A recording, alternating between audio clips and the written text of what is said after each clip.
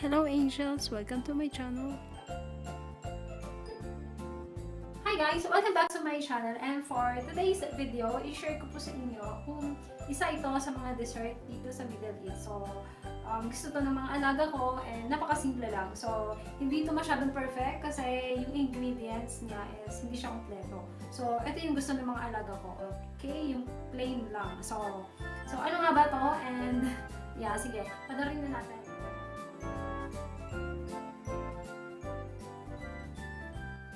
Ang ginamit ko ay powder milk, 3 kutsara.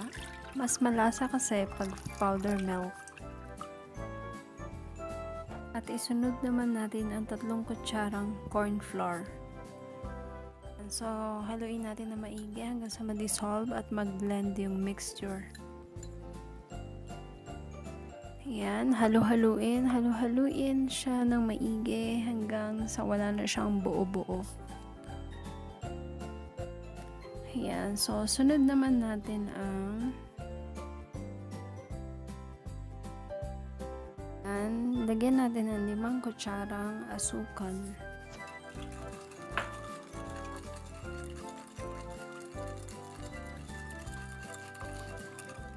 So ayan, halu-haluin lang, haluin siya ng maigi hanggang sa matunaw yung asukal. And we're ready. The mixture is ready. So now, ready na ang ating mixture. Mag-ready ng isang pan. Painitin muna bago ilagay yung mixture.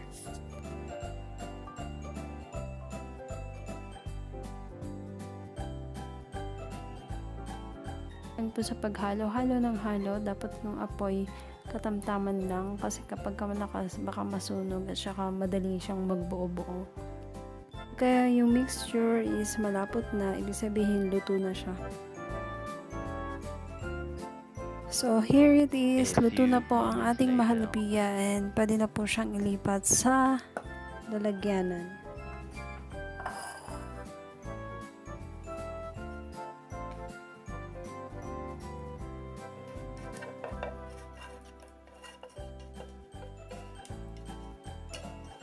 Yan po muna natin siya sa chiller for 2 to 3 hours and ready na po siyang iserve at kainin.